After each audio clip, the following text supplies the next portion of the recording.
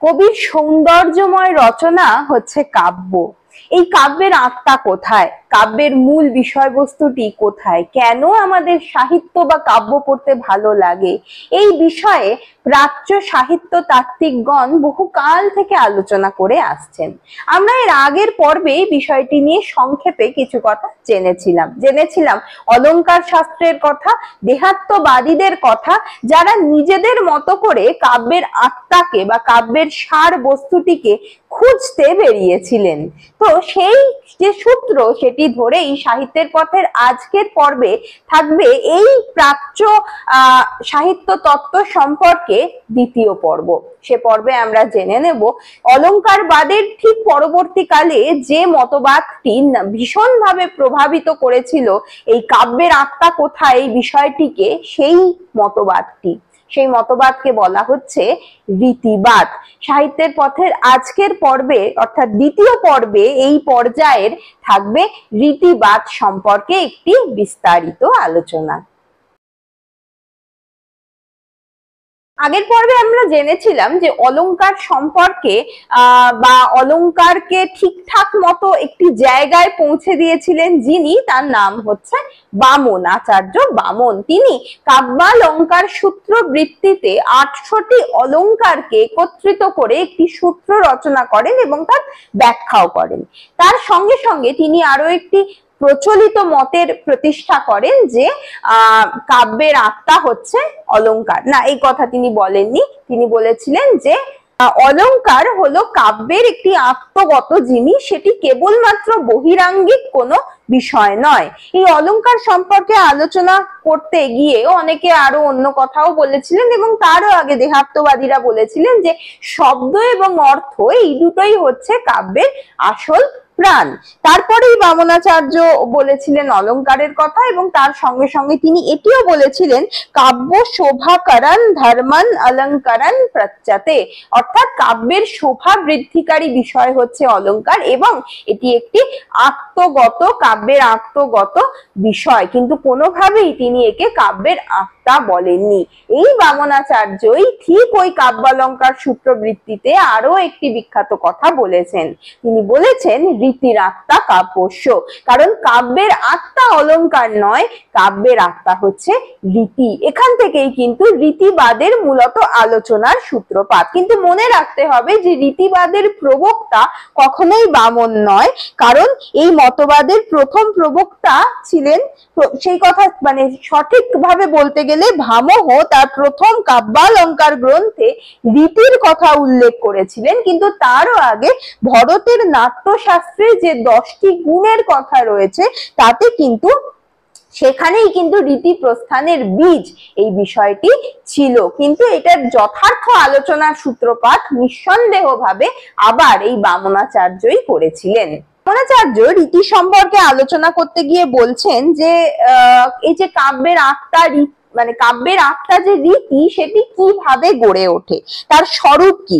বামনের মতে বিশিষ্ট পদ রচনা রীতি, অর্থাৎ বিশিষ্ট ধরনের পদ রচনা, বিশিষ্ট রূপের পদ রচনাই হচ্ছে রীতি।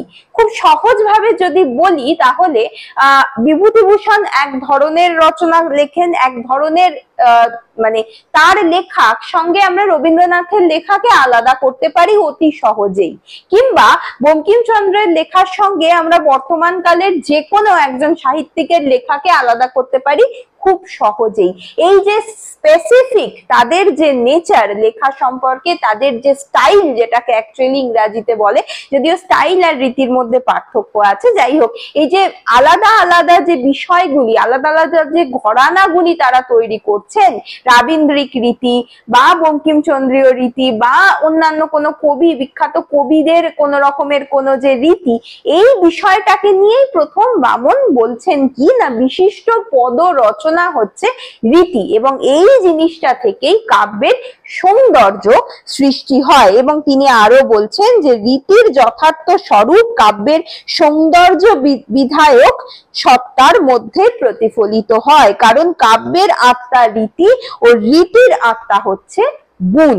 কাব্যের সৌন্দর্যজনক সেই গুণকেই গুণকেই কাব্যের নিত্য ধর্ম বলা হয়ে থাকে। এইখানেই আসছে আসল কথা, রীতি আসছে গুণ থেকে, একটি নির্দিষ্ট কোনো যে গুণ সেখান থেকেই কিন্তু রীতির এই বিষয়টা খুব সহজভাবে বুঝলে আমরা সেটা নিশ্চয়ই বুঝতে পারবো। কারণ বঙ্কিমচন্দ্রের বা বিভূতিভূষণের ওই যে আলাদা রকমের একটি গুণ রয়েছে বলেই তারা ওরকম ধরনের রীতি সাহিত্য জগতে তৈরি করতে পেরেছিলেন।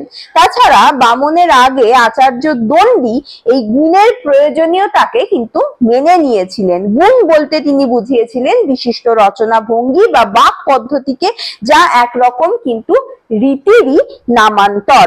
ভরতেরও 10টি গুণকে তিনি স্বীকার করেছিলেন। তাই বামনের আগে কিন্তু আচার্য দণ্ডী গুণ সম্পর্কে আলোচনা করেছিলেন, রীতি সম্পর্কে নয়। রীতি নিয়ে পরবর্তীকালে বামনই আলোচনা করা শুরু করছেন।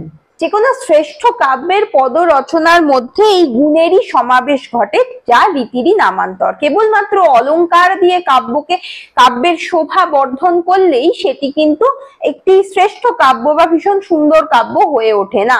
অলংকারের সঙ্গে সঙ্গে কাব্যের মধ্যে থাকতে হয় গুণ, এবং এক কথায় যাকে পরবর্তীকালে বামন বলছেন রীতি।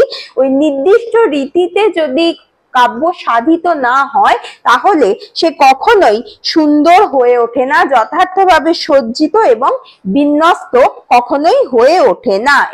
এইগুলির একত্রিত সমাবেশের মাধ্যমেই কাব্যের সার বস্তুটিকে আমরা খুঁজে পেতে পারি। আমি একটু আগেই দণ্ডির প্রসঙ্গ আনলাম এবং ভরতের যে নাট্যশাস্ত্রে যে 10টি গুণের কথা আছে সে কথাও আনলাম। দণ্ডির মতো বামনও কিন্তু ওই শ্লেষ, প্রসাদ, সমাধি ইত্যাদি গুণ যে 10টি গুণ রয়েছে এগুলিকে নিঃসন্দেহে মেনে নিয়েছিলেন, কিন্তু এই গুণগুলির সমাহারকে একত্রিত করে তিনি ওই রীতির প্রসঙ্গটি নিয়ে আসেন। বিশেষত্বগুলিকে একত্রিত করে তার নাম দিচ্ছিলেন রীতি, যা এক প্রকারের বিশিষ্ট পদ রচনা হিসেবেই তিনি তাকে বোঝাচ্ছেন। অর্থাৎ এমন ভাবে অর্থ শব্দের সন্নিবিশেষ করতে হবে যাতে শ্লেষ, মাধুর্য আদির মতো গুণগুলি যথার্থভাবে প্রকাশিত হতে পারে, এবং সেই রীতির গুণের কথা মাথায় রেখে, রীতি ও গুণের একত্রিত সমাবেশের কথা মাথায় রেখে আলংকারিক বামনাচার্য অঞ্চল ভেদে 3 ধরনের রীতির কথা বলেন। 3টি অঞ্চলকে কেন্দ্র করে 3টি রীতির প্রসঙ্গ এক্ষেত্রে আসে। সেই 3 রীতি কি কি? বৈদর্ভী রীতি, গৌড়ী রীতি এবং পাঞ্চালী রীতি। 3টি অঞ্চলের বেশ কিছু নিজস্ব গুণের সমাবেশে যে ধরনের রীতিগুলি তৈরি হয়েছে সেই হিসেবে সেই অঞ্চলের নামে ওই রীতিগুলির নামকরণ করা হয়। অর্থাৎ বৈদর্ভ অঞ্চলে অবস্থিত যে সমস্ত কাব্যকাররা ছিলেন, কবিরা ছিলেন, তাদের ওজ, কান্তি ইত্যাদি গুণের সমাবেশে এক ধরনের রীতি গড়ে ওঠে যাকে বলা হয় বৈদর্ভী রীতি। সেই একই রকম ভাবে আমরা দেখতে পাই ওই গৌড়ী রীতিতে গৌড় প্রদেশের অন্তর্ভুক্ত অর্থব্যাপ্তি, কান্তি ও মাধুর্য এই গুণগুলির যে বিশিষ্ট সমন্বিত হয়ে যে রীতি গড়ে ওঠে তাকে বলা হচ্ছে গৌড়ী রীতি। এবং পাঞ্চাল অঞ্চলে যারা অবস্থান করছেন তাদের বিশেষ যে গুণ সেগুলিকে একত্রিত করে সে গুণের মধ্যে রয়েছে মূলত মাধুর্য গুণ, এই বিষয়টি লক্ষ্য করা যায়। সেখান থেকে আসছে পাঞ্চালী রীতি। এই 3টি আলাদা আলাদা রীতি ছাড়াও আরো 3টি রীতির কথা আমরা জানতে পারি। পরবর্তীকালে আচার্য রুদ্রট এসে কিন্তু এই রীতি আলোচনায় বামনের এই 3টি রীতিকে মেনে নিচ্ছেন। তার সঙ্গে সঙ্গে লাটি বলে একটি রীতির কথা তিনি বলছেন, এবং তারও পরে আচার্য ভোজ এসে মাগধী এবং অবন্তী রীতির কথা বলছেন। তাহলে সমস্ত মিলিয়ে 6 ধরনের রীতি, 6 ধরনের কাব্য রচনার রীতির কথা আসে এই নির্দিষ্ট অঞ্চল, নির্দিষ্ট গুণকে কেন্দ্র করে। এখানেই মূল সমস্যাটিও সৃষ্টি হয়েছে যে কেবলমাত্র বৈদর্ভ অঞ্চলে যারা অবস্থান করছে বা পাঞ্চালে যারা অবস্থান করছে তারাই শুধুমাত্র এই রীতিতে রচনা করতে পারবে, তাছাড়া অন্য কেউ রচনা করবে না, বা ওইখানে অবস্থিত লোকেরা শুধু ওই রীতি ব্যবহার করবে, বৈদর্ভ অঞ্চলের লোকে পাঞ্চালী রীতিতে অন্য কিছু লিখবে না, এই বিষয়টা মেনে নেওয়া যায় না। যে কারণে রীতির যে বিষয়টি সেটি সীমাকে অতিক্রম করতে পারছে না বলে দেখা যাচ্ছিল এই এনাদের আলোচনায়। পরবর্তীকালে কিন্তু দেখতে পাওয়া যাচ্ছে যে না, এরকম কোনো সীমাবদ্ধতা রীতির হয় না। রীতির একটি অন্য মাত্রা, অন্য মানে আছে। যে আলোচনায় মানে যে বিষয়, যিনি প্রথম এই বিষয়টি নিয়ে আলোচনা করছেন, দেশ কালের সীমানাকে অতিক্রম করিয়ে নিয়ে যাচ্ছেন, তিনি হচ্ছেন আচার্য কুন্তক। আচার্য কুন্তক হচ্ছেন প্রথম এরকম আলোচক, সাহিত্য তত্ত্ব আলোচক, যিনি কিনা রীতিকে বলছেন কবিত্বের একটি বিশেষ ভঙ্গি।